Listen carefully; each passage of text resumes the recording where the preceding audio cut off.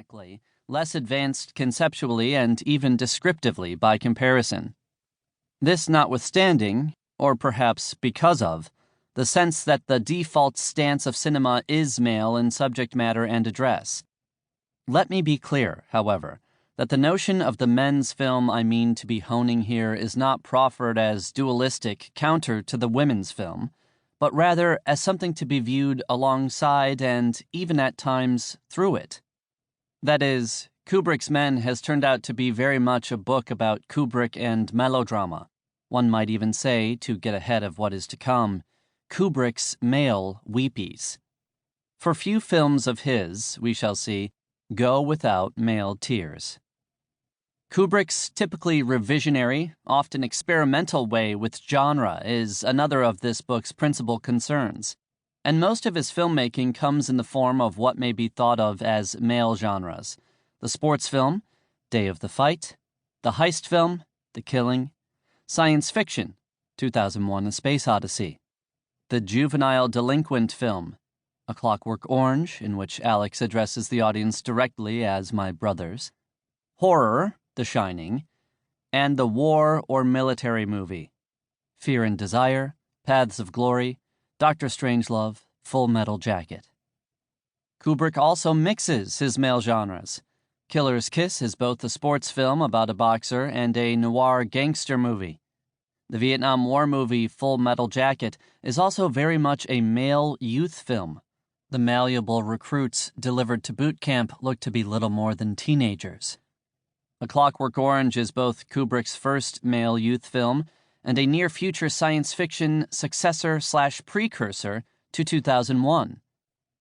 Consider, too, how Kubrick's two historical costume dramas, Spartacus and Barry Lyndon, are both titled for their male protagonists. Though one is about an ancient Roman populist hero, and the other an 18th century Irish gentleman rogue on the make, both films scrutinize codes of manly conduct and play out various kinds of social, political, and sexual maneuverings among men or among men and boys. Kubrick's sex comedy Lolita retains, of course, the female title character of the famous novel that it adapts for the screen, but both the book and the movie are about obsessional, illicit male desire. Indeed, Kubrick's Lolita frames the novel's perverse intergenerational love story more pronouncedly in terms of erotic rivalry, and with it, of course, a powerful doubling connection, between men, between Humbert Humbert and Claire Quilty, whose role as a star vehicle for Peter Sellers, more on Kubrick's actors in a moment, is much enhanced in the movie. Male desire and its discontents also churn in the undertow of the drifting plot of Eyes Wide Shut, Kubrick's final movie, which blends aspects of the male detective film and sex film. The point of terming Kubrick's genres male isn't at all to stipulate their audiences or sphere of appeal. Nor, of course, is the men's film strictly the domain of male directors, as the career of Catherine Bigelow compellingly illustrates. My grouping of Kubrick's movies under the heading of men's pictures is to put forth a simpler claim about them. It is that his work amounts to a continuing reflection through image and story on maleness, not only in the present, but also in history and the future.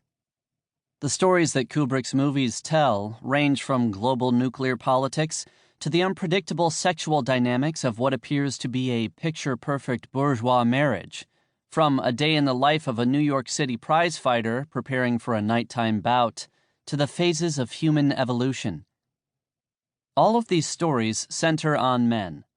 Indeed, in a number of Kubrick's films, including several widely regarded as among his greatest, Paths of Glory, Dr. Strangelove, and 2001, the world depicted is all but all male.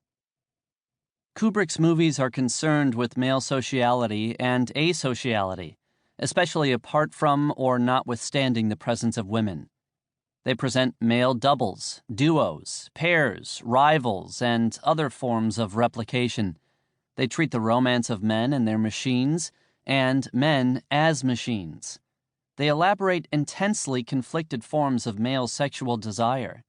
They spectacularize male violence and combat. They render male exertion